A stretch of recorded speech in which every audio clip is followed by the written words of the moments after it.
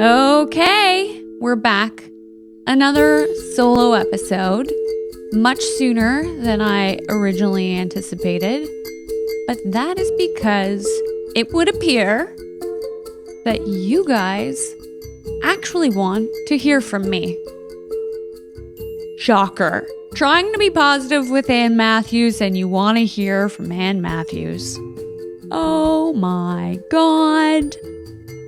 Last week, we had the very honest, as he would call himself on his Instagram, and I would agree, reproductive endocrinologist, Dr. Victory.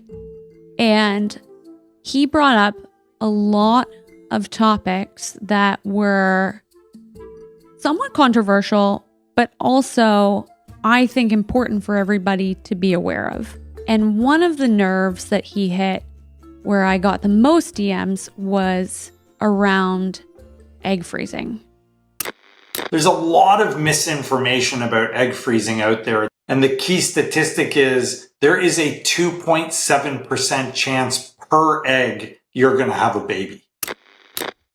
So in 2022, I responded to the Jennifer Aniston cover where she did a story and the conversation was around her fertility, and specifically that one of her greatest regrets was not freezing her eggs. And there were,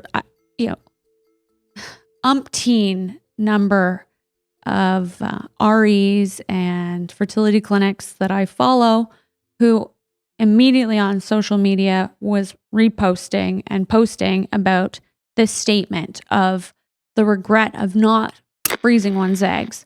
And it didn't give context to what that actually involves, which I think everybody deserves to truly understand, because even the way that Jennifer Aniston was discussing freezing her eggs, I don't think she understood the context of what that means. Freezing your eggs is not the golden ticket of fertility preservation that it is made out to be by the media. And I understand that that is a controversial stance.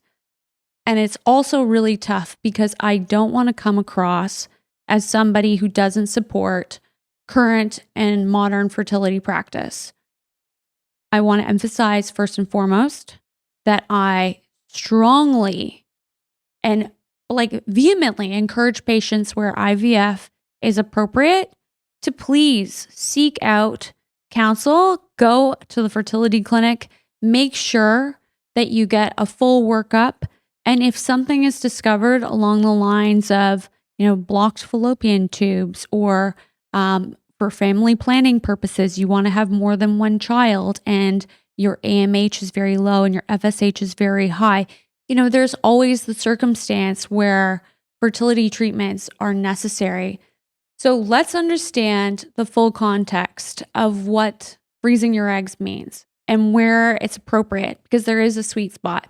For the average, college student, because this is now part of our regular conversation, people are being petitioned when they're finishing grad school and finishing up university to go ahead, go freeze your eggs. But the rate at which they're actually being used is currently 12%. So 12% of everybody who is freezing their eggs, they're actually going ahead and turning them into embryos to then do a transfer. That's really low. So what is egg freezing? Let's start with that. The process is you go to the clinic, you get your hormones tested. It's identified what level of stimulation you're going to need.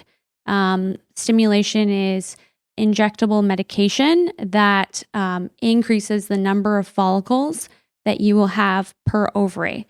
Typically, each month, you will only develop one dominant follicle, and the number of other follicles on each ovary is minimal.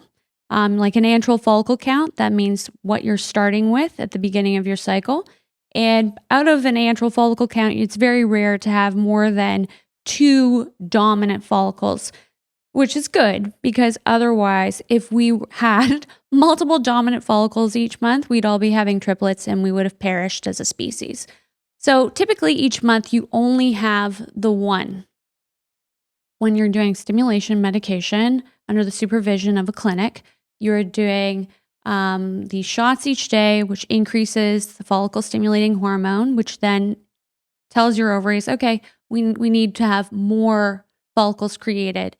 It then recruits more eggs, which are then monitored over a period of 10 to 14 days.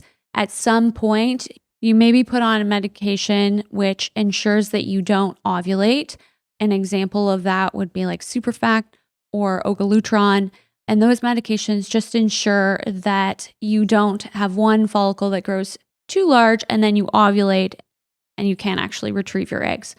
So the goal is that you have all of your follicles growing at a uniform size, and then you take a trigger shot, and then between 24 48 hours later, that will result in those eggs becoming mature, and then you have them retrieved once again at the clinic. Depending on what clinic you're with, you may be sedated or not. You'll always have some level of sedation, but some patients are actually put completely out, which isn't the case. In Canada, there's only a few clinics. There's only one in the GTA that actually has an anesthetist present, which is important because I think some people just can't handle that level of stress. I would definitely be one of those people. And you have the retrieval process, which involves putting a needle through the vagina. I almost couldn't say that. Puts a needle through the vagina, and then goes into each follicle, aspirates the follicle, and then removes the egg. The eggs are then put on ice, and there you go. Your eggs are then frozen. So I bet you are now wondering, what is the difference between egg freezing and embryo freezing? Well, it's important to understand that embryos are the combination of both sperm and egg is just one egg cell. I think it's really key to remember that when you freeze your eggs, you don't know a lot about those eggs, aside from the fact that they're now out of your body and frozen. But with embryos, you know what you're dealing with from the get-go, good or bad. You have those same eggs, but now they're fertilized with sperm, which they could either do with ICSI, where they inject the sperm directly into the egg, or where you do a natural IVF, which is essentially they allow fertilization of the egg in like a petri dish, essentially. So once you have that fertilization, you automatically have now more insurance because you know, okay, this number of eggs were retrieved, this number of eggs were mature, this number of eggs are now fertilized. We're already 2 steps ahead of just, I've retrieved this many eggs. Because I've had a number of patients where they have retrieved 5 to 6 eggs and none of them have fertilized. And the thought of them having gone back, if they had never tried right immediately to fertilize those eggs, if they had thought to themselves, okay, I've now frozen these eggs and I've got my future fertility planned. Like, it's horrifying to me to know that those eggs never would have even fertilized. So it's actually a false sense of security in that case. What happens after the fertilization is what I refer to as fertility math, and something that I think a lot of people need to really understand. When you've done your egg retrieval, let's say you get, for easy math, you get 20 eggs retrieved, which would be amazing. For the average woman, 35 years old, she's gotten 20 eggs from this retrieval. Let's say now 17 to 18 will fertilize. Out of that, you're only going to get between 12 and 15 on average that are going to then make it to day 3. And what that means is there's a certain number of cellular development stages of an embryo. And day 3 is an early blast, and day 5 to 6 to 7 is an actual blastocyst. So that's a true embryo that you can actually have tested using pre-genetic testing, so PGT testing, which is important because a lot of the time when you're doing fertility treatments, you want to know whether or not those embryos are actually viable, whether or not they're normal or euploid and have the correct number of chromosomes. A lot of miscarriages are simply due to embryos not having the correct number of chromosomes because they are aneuploid embryos. A scenario that I think about often is when patients tell me that they're opting to not test their embryos and find out whether or not they are chromosomally normal or not. I encourage them always to get them tested because you need to know what you're working with.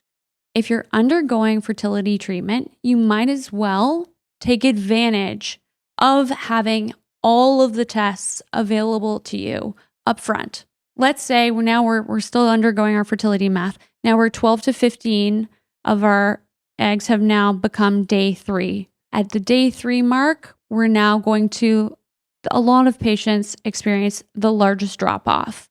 Now let's say we have 9 that have made it. That's like a phenomenal drop off PS to go from 15, 12 to 9 for day 5. That would be amazing. People would love to have 5 or 9 day 5 embryos to send off for testing. So once you then send these embryos off for testing, the average is about 50% of them will be genetically normal. So you've started with 20 eggs, and in a best case scenario, you're likely going to get between 4 and 5 back that are normal. That's a best case scenario. That doesn't make egg freezing look very good. Because once you are over 38, then that all drops substantially. Now, one of the things I will frequently tell my patients is that I don't want age to define their fertility because there's so much else that goes into it. And I have patients who are over 40 who will do significantly better at an egg retrieval than patients who are 20. A lot has to do with what your AMH is, what your FSH is, more so than your age. But age does determine the likelihood of the eggs that you're retrieving being of better quality. You just can't get around it. You still have eggs, they're just not as good as when you're younger. So now you're probably, if you've been following this wild ride of my crazy thoughts, you're probably wondering, well, what is the success rate, Anne? You've like dangled this 2.7% success rate on more than one reel, and I am now properly terrified and now very skeptical of this concept of egg freezing. So the success rate of a patient who is under 38 of that egg actually turning into a live birth, assuming that they're getting approximately 20 eggs, is about 39%. So still not the best odds. And it's especially, I think, important to recognize that patients are not necessarily freezing 20 eggs because their company is only covering one round of egg freezing. There's this misconception that if you freeze your eggs, it will, as the 2014 Bloomberg cover famously stated, if you freeze your eggs, you free your career. I don't think that that's necessarily true. From the idea that you have no future worries about your fertility, it's putting a false sense of security on a very insecure part of the body. You never know what those eggs are going to turn into, whether or not they're going to fertilize, whether or not they're going to turn into a live birth. But because your company has only now covered one round of egg freezing, if you only got, 10 eggs, now the percentage of you being able to create a live birth from those eggs is, 15 to 18%. That's not very good. And if you're going to now be free with your career, you're not now looking to necessarily move in a direction that's going to benefit your family planning. I'm not some lunatic Mennonite who thinks that you should be completely consumed with like creating a family. But I do think it's important to have those realities so that if you then go to use these eggs that you've frozen, the worst case scenario would be that you're now, 44, 45, you're now ready to start. And you think to yourself, okay, well, I have these, 37, 38-year-old eggs, and you're not able at that point to have much success with IVF.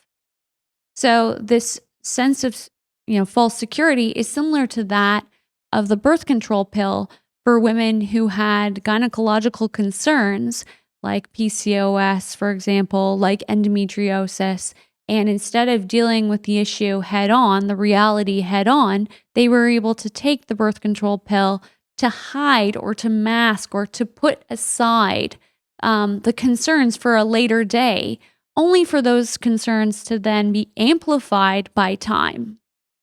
I think that's a really important concept for us to recognize because we live very much in a world where we have everything at our fingertips and we think that there's no downside, that we can definitely make an upside out of anything provided that we have the right amount of money and we have the right amount of technology.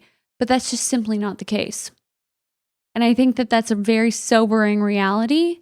And I think that if we were empowered, truly empowered, to consider not only our family goals at the same level as our career goals, but also to prioritize our health and well-being. Because believe it or not, your health and well-being has a significant impact on the quality of your eggs, just as much, I would argue, as age. Because when you're younger, now I'm just speaking from my own experience, but I definitely did not have the healthy habits that I currently have at the age of 22 to 27. There was no magnesium before bed. There was a nightcap of vodka. There was no water before coffee. There was like 6 espressos, and then I would go and personal train somebody at 5 a.m. because I was making money to get through school. Do you want those eggs? God, no. In fact, I actually started family expansion early because I was nervous about my AMH being so low, given that I only had one ovary. I had Aiden at the age of 27, and I can say without a doubt that she is my strangest child. And they seem to only get better with age. I know that she's not going to listen to this, so I can say whatever I want about Aiden. Now let's go through the list of the rest of them. Kidding. Getting back to the topic at hand, companies aren't funding egg freezing so that you can do your best work and be free in your career. They are funding your egg freezing because it is less expensive to have you freeze your eggs and forego becoming pregnant than it is to have you expand your family for the company then to pay a top up and then have somebody replace you while you're on mat leave. Pregnancy is extremely inconvenient in modern society with the way that our economic structure is currently formed. That's not a problem with reproduction. That's a problem with the way that we have put value in the way that women work. And that's something that needs to change. Instead of this idea of pregnancy being an inconvenience, we need to create better structures, better societal framework so that we can actually be supported when we are younger, instead of this idea of delay, delay, delay, and have the luxury be in delaying your fertility. I know a lot of people are probably thinking to themselves, like, well, I'm not prepared when I'm younger to start having kids, before the age of 35. And that's fair. I can appreciate that. I definitely felt that way. But imagine that we lived in a society where that was supported. You would have a completely different view on fertility. Now, this isn't going to turn into like this outrageous podcast where we're just like throwing around these like ideal scenarios where people are just living in, a free society where we've got, free childcare. Oh God, can you imagine? Where women are making the same amount as men, and oh my God, like what a world. Let's not get crazy. That's just insane. Egg freezing originated in 1986 in Australia, where twins were born. They then struggled until 1990 to replicate the success of the twins. At that point, Fertility Center in Italy started doing egg freezing to get around the fact that the Italian government was outlawing the freezing of embryos because of, similar to what's happening in the States right now, it was deemed that they were life and that you couldn't potentially dispose of or fiddle around, for lack of a better term, with life. So instead, they were freezing eggs. Then fast forward to 2012, now it's becoming more mainstream because the Society for Reproductive Medicine deemed that it was no longer experimental. Up until that point, it was used only for dire circumstances where patients had, no other option. They were undergoing cancer treatment, and so egg freezing was their only way to truly preserve their fertility. That I actually think is particularly interesting because if you look into the studies around cancer patients being able to create embryos after undergoing chemotherapy, because I had a lot of success in my practice with patients who have had cancer, undergone chemotherapy, and then had successful pregnancies. And I was thinking I was some sort of like wild witch. Unfortunately, not the case. It would appear that science vindicates me there.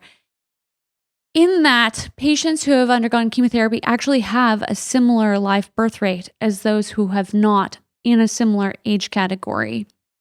There is slightly higher risks when it comes to the pregnancy itself, but overall, the birth rate is very similar.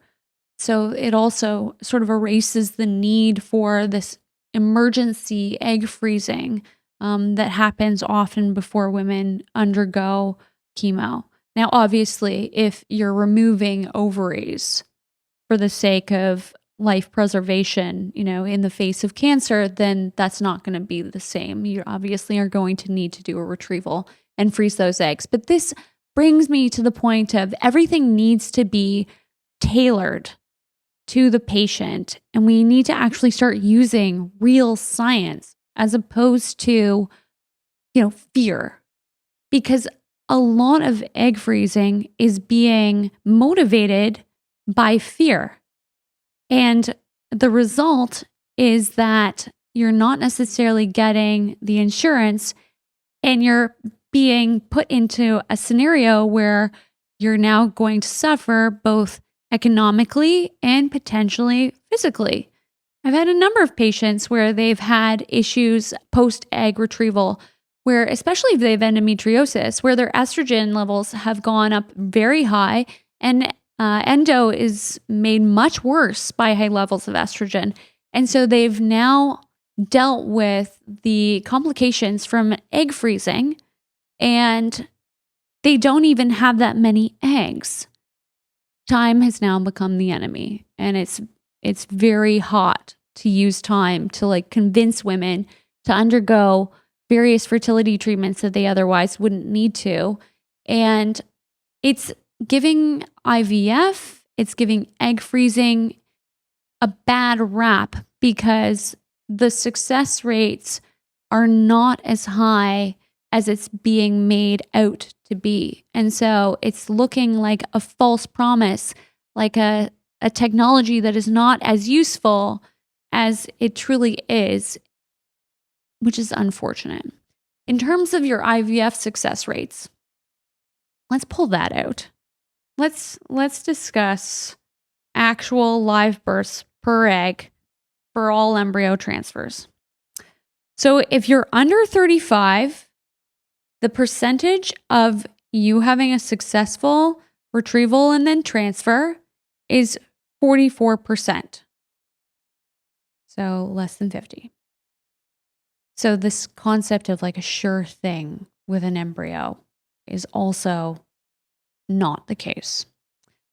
Age 35 to 37, the live birth per egg retrieval with all embryos being transferred is 32.4. It then drops again between the ages of 38 to 40 to 20.2%. And then from ages 41 to 42, it then drops down to 9.6%.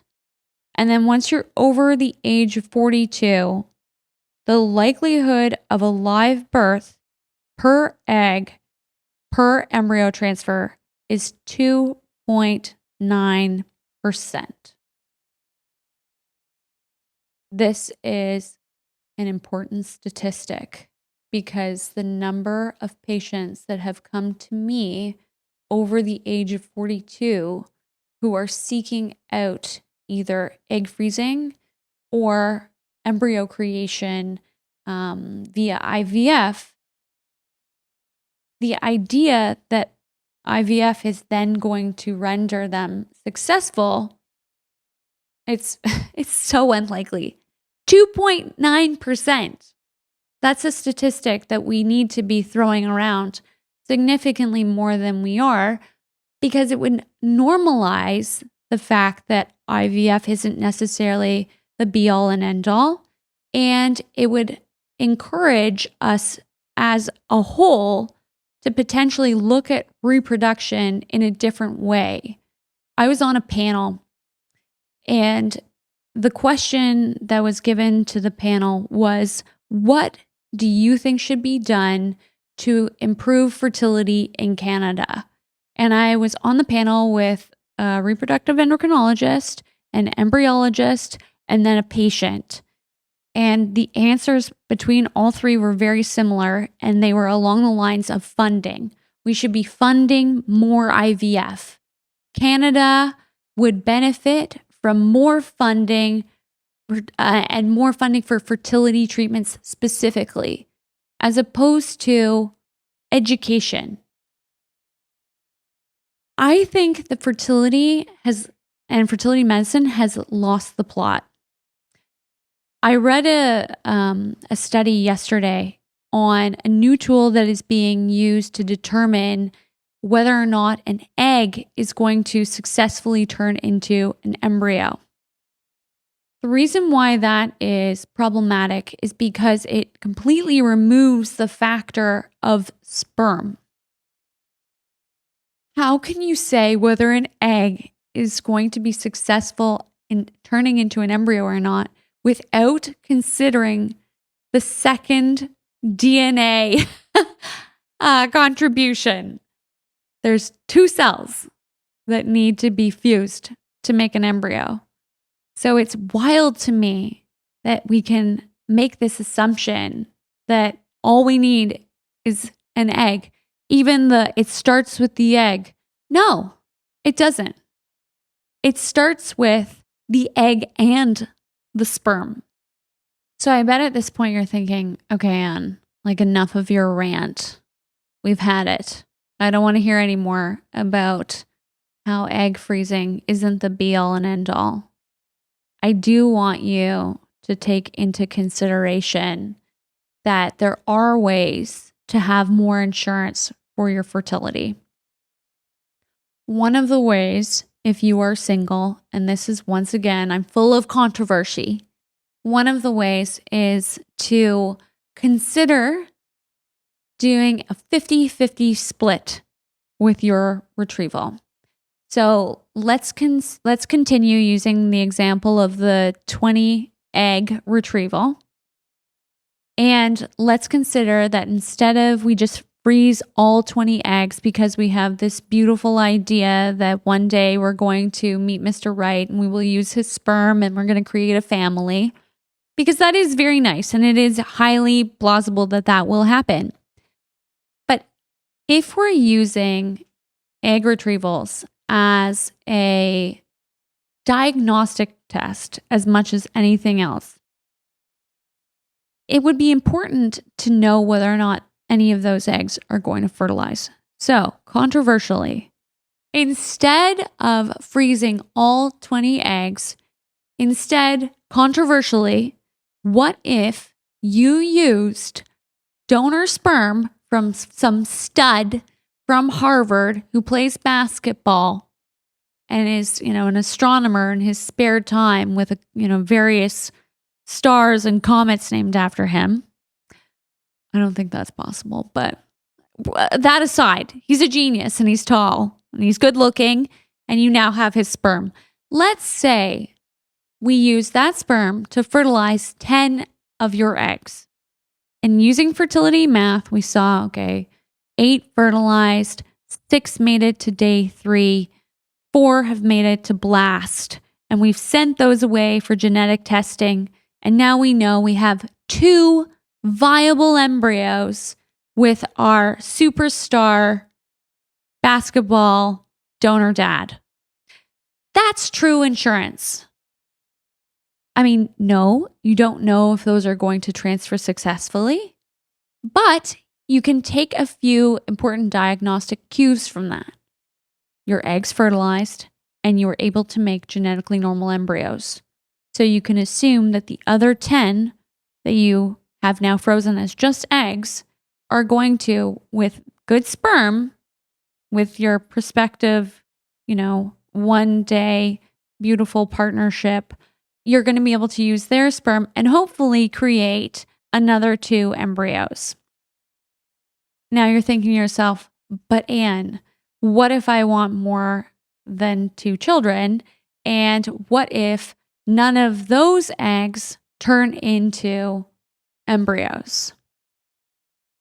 At that point, if you can't then become pregnant spontaneously, you're going to want to know that you have embryos with, your genetic makeup, if that's important to you. I'm assuming it's important to you because otherwise you wouldn't even be considering egg freezing. But what I see happening a lot is that women would shun the idea of creating embryos, but they would be open to the idea of donor eggs and their husband's sperm. So let's say I'm now creating just this beautiful metaphorical family. But at that point, you could ensure that you could have this beautiful family where you had your 2 embryos that you created with donor sperm, and then they could create their own embryos using donor eggs if you're not able to use your own at that point, and create embryos, and then you could carry them. The options are there. But if you're truly wanting insurance, you have to have true insurance. Because if you just freeze 20 eggs, you could have, as has happened to so many of my patients, when they then go and try to fertilize those eggs with their husband that they now are married to, none of the eggs fertilize. And now they're back at square one, and they're undergoing IVF now at the age of 40, 41, 42, which we've now learned has a 2.9 success rate at that point. So all I'm asking is that we keep an open mind and that we truly understand the stats so that you're not in a position where you're finding things out after the fact. I don't want anyone listening to this podcast feeling as though they wish they had known, because I hear that a lot. I would have done things differently. I wish I had known about this. I wish I had fully understood about that. I don't want anyone who is listening to this podcast to ever feel as though they missed out because they weren't given the correct information. There is a sweet spot for egg freezing. I still think that people should always do a 50-50 split because, again, fertilization. But if you are between the age of 30 and 35 and you're wanting to freeze your eggs, and you know, for instance, I'm about to start like a PhD program, or I'm about to start a really intense career, and I am absolutely not going to have the time to think about my fertility. Great. Now's the time between 30 and 35. Go forth, freeze your eggs, because you're then doing it for you. You're not doing it for your company. You're not doing it because your company is covering it. You're doing it because you have consciously thought to yourself, I want to make sure that I have this 5 years to devote to whatever it is that you deem extremely important. The issue becomes when you are older than 35 and you thinking that that is now the time. And that's mostly when people are starting to do egg freezing, is over the age of 35.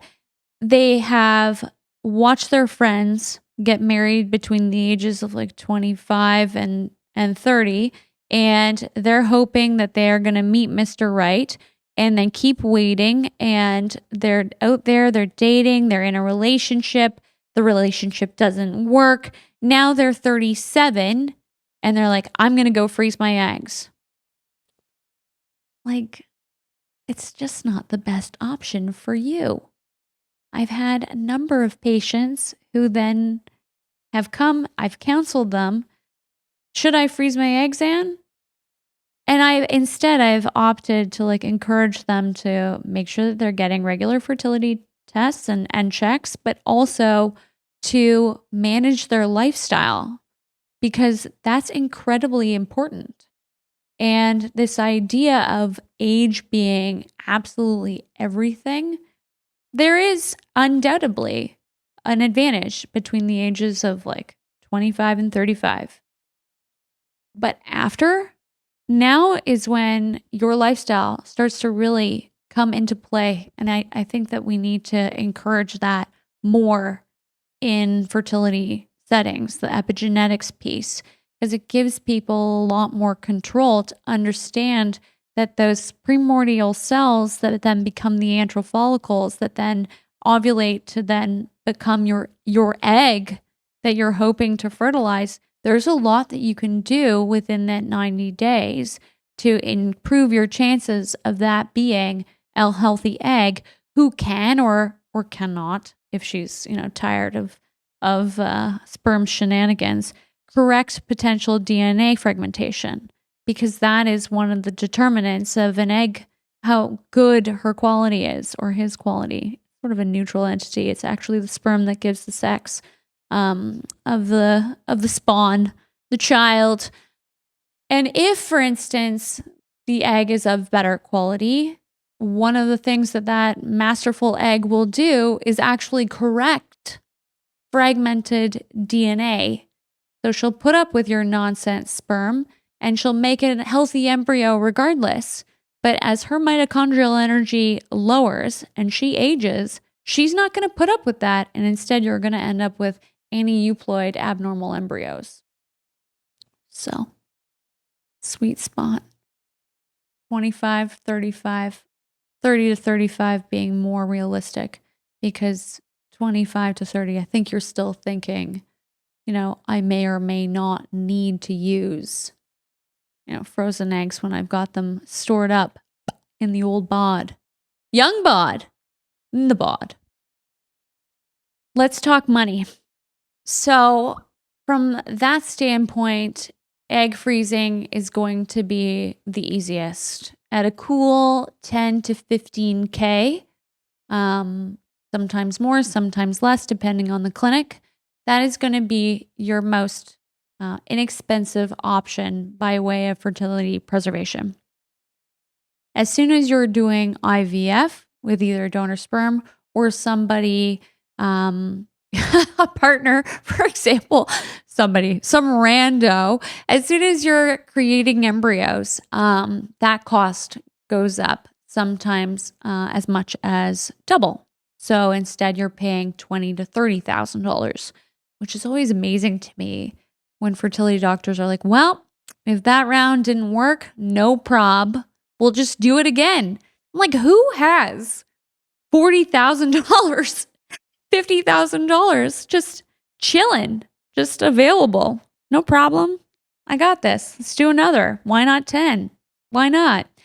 So egg freezing is much less expensive because then you also have to pay for the PGT testing. If you're now out of just the preservation phase and you're into the transfer phase, you have to pay for transfer costs, as well as if you're using medication for that transfer, you have to pay for the medication as well. In terms of how egg freezing can actually be expensive over the long term, and keeping in mind that as of right now, only 12% of the individuals who have frozen their eggs are actually using them, you have to pay storage fees. So, and those are currently all going up. So you're paying between $500 to $1,000 a year for as long as you want to store those eggs. So you don't know the quality. You don't know if they're even viable. And yet you are paying up to $1,000 a year to keep them frozen. I think we should take all of these things into consideration. I know a lot of people just think blanket statement, like, well, I'm going to do it. It seems that is the trend right now. Jennifer Aniston's greatest regret, I don't want to be her. And instead of using all of your senses to make this decision, as you normally would for anything else that's important in your life, biologically, you're feeling quite vulnerable. And so you're willing to do whatever, for whatever cost, to either your wallet, your body, your relationships, in order to preserve fertility. I don't want this to be a total doomsday podcast where you're like, I've got no options and has completely dissuaded me from the plan that I was, about to start. I was about to start freezing my eggs, and now I'm not sure I can even do that. Put away the Ben and Jerry's, guys. There's no need to feel depresso. There's lots that we can do and that we can control. So if you are opting to freeze your eggs because you are in that sweet spot, or because you do want to take that 39% chance on it being successful, then let's optimize. Snaps for optimization. First and foremost, antioxidants. The damage that can occur in eggs and in sperm are largely due to oxidative damage. So taking antioxidant to improve the actual cells that we're dealing with, eggs, is important. So a few of the more recommended supplements include, but are not limited to, CoQ10, 400 to 800 milligrams daily. Again, this is not prescriptive, guys. Don't be like, and prescribe this to me over a podcast, because I'm not going to agree to that. I'm just reading out most recent research on what you should be taking for your antioxidants. It's starting to become like a real podcast when you're doing disclaimers. NAC, 1,200 milligrams a day. Once again, not prescriptive, just providing information. NAC is also particularly interesting in that it got a lot of attention for its capacity to benefit the respiratory system. And that in COVID was the be all and end all. But I always think it's funny because there was this one instance in clinic where I had a patient who went to see her naturopath after I recommended that she start taking NAC. And the naturopath told her there was no point because she didn't have any lung issues. No, it's for your eggs. And it's also, interestingly enough, if you wanted to have a fun Google search, it's very helpful for preventing recurrent loss in patients who have had miscarriages. So check that out. Selenium, very important not only as an antioxidant, but also for thyroid health, which plays an important role in your fertility preservation, not just in pregnancy. Vitamin E, 400 IU daily. Vitamin D, 2,500 IU. Obviously, get your vitamin D levels checked. You can OD on vitamin D. Now somebody's going to insert some crude joke on YouTube about getting enough vitamin D. But seriously, 2,500 to 4,000 IUs daily of vitamin D. The drops or the pills. Nothing else, you crude bastards. So antioxidants, extremely helpful, very beneficial. Acai berry, another goodie. Something that I do want you to check your medicine cabinet for, because it's gotten a lot of hype as a longevity enhancer, but also as a fertility enhancer, and that's resveratrol, which is the component in wine that always gets so much hype.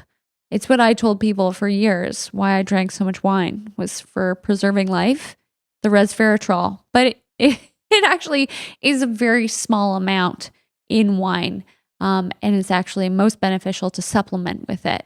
Now, from an egg improvement capacity, it's very good. And there's a lot of really amazing supplement companies that have very pure resveratrol. I like Pure Synergy. And if you're going to be doing just simply egg freezing and you're not looking to transfer or you're not looking to become pregnant soon, then resveratrol can be a good option. There's also some studies that indicate that it's problematic in decreasing endometrial receptivity and decreasing transfer success. So as a whole, I don't think resveratrol is overly helpful in like a preconception package overall, because we have to remember it's not just eggs when you're not undergoing fertility treatments. It's eggs, it's lining, it's hormonal balance, it's the whole body. Number 2, omega-3s. Get it in food form. If you're not into fish, then fine. Pill it up, guys. 4,000 milligrams a day, incredibly helpful for circulation and in preventing inflammation. Cutting down on those carbohydrates, especially, it's really interesting. There's a popular, it's a herbicide that is sprayed on a lot of the grains that we're consuming, and it's a glyphosate. No, Ryan, how do we learn? What was it pronounced? Glyphosate? Oh, it's glyphosate. Glyphosate. I've been pronouncing it glyphosate. Well, there's no H in it. It doesn't look like. Yeah, but we looked it up specifically, and I still made a mistake. Well, when you asked me, I looked it up, and I saw it was like some sort of herbicide. I'm like, how would that be? How would you take that in? I don't know. Well, it's sprayed on your grains. That's horrifying. I know. I don't like that. No, it's an endocrine disruptor. Bad for fertility. So, not including your daily portion of rice, oats, wheat, corn may be a good idea. I mean, not just because I'm a strong proponent of cutting out grains. I don't just have like a hate on for grains for no reason. They're just pretty useless. They jack up your sugars for the most part. They're not incredibly high in fiber. And fiber has been found in a more recent 2020 study to really benefit fertility. So why wouldn't you be having more vegetables, fruit. People, whenever I say like, oh, we're gonna cut out grains, they're like, where am I gonna get my carbs? I'm like, squash, carrots, beets, fruit. Stop me. I could keep going. Like it's outrageous. This idea of like carbs only being grains, it's madness. The Mediterranean diet has been proven to be very beneficial for fertility. Dairy actually has been proven to be very beneficial for egg health, less so for sperm health. But full-fat dairy has been shown to improve IVF success rates in terms of producing better quality eggs, in that they fertilize. So, although once again, that's important to take in with a grain of sperm, if you will. See what I did there? Kind of funny. Instead of salt, sperm. Anyway, making sure that you're getting active. Oxygen is incredibly important, as Dr. Victory pointed out last week, in improving egg quality. I thought it was really funny that we were now all of a sudden, instead of thinking about how we could get more exercise, we're like all like strapping on gas masks. Like all of us now are in hyperbaric oxygen chambers to improve our egg health instead of just going out for a walk. Whatever works. You don't get the same circulatory benefits though when you're not exercising. So get a move on it. I think it's important also, and this isn't just because it's my own agenda. Don't fear coffee. I will post a few studies that have been done on how there was no influence on fertility by consumption of caffeine. Coffee especially has a lot of antioxidants that you otherwise wouldn't be taking in.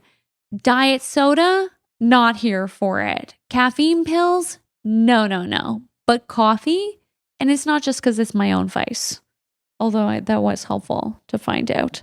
And last but not least, get your iron checked, because there was an increase in an unexplained infertility in patients who had ferritin levels that were lower than 30, which is particularly interesting to me because I've seen that in clinic for the last 10 years. And it's something I don't think is discussed enough. So when you're getting a full fertility check, make sure that you're also getting a complete blood count and your ferritin checked as well. These are all the things that you can do to improve egg quality and overall fertility preservation. You just make this a part of your life. People are so nuts. They're like, I can't live like this forever. I'm like, what? You can't live well? I assure you, if I can live like this, like I have been living like this for the last 14 years.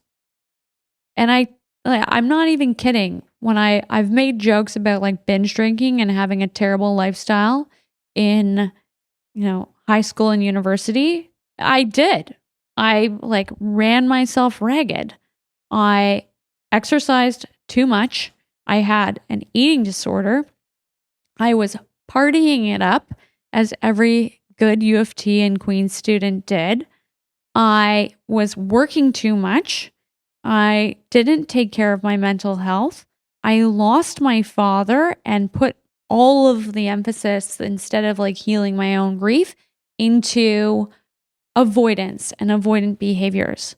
I subsisted almost entirely on chickpeas and cottage cheese when I did eat, both of which ironically I didn't know allergic to at the time, and I didn't sleep.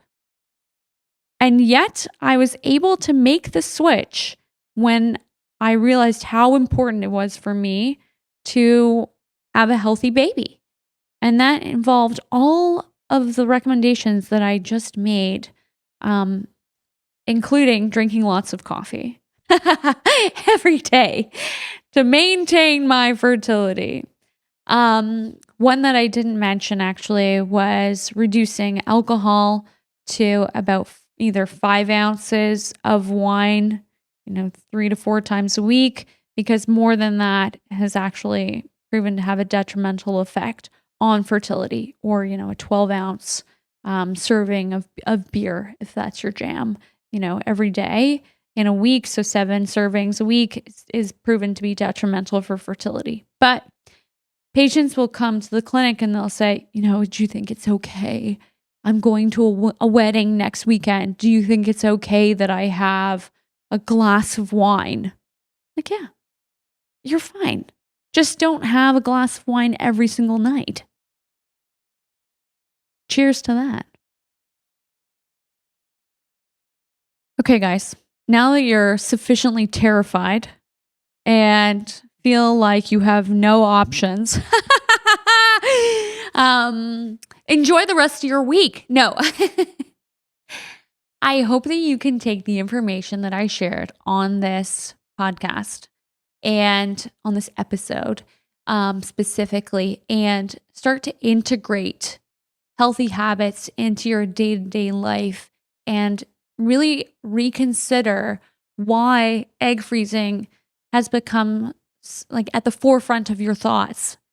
Is it because it's what you're being, your attention is being directed to via cleverly placed marketing? Is it because that's all that your friends are talking about? Because, in 2014, the same year that Bloomberg had that famous cover, the concept of getting influencers to market egg freezing and then get 50% off of their own egg freezing was how egg freezing was marketed.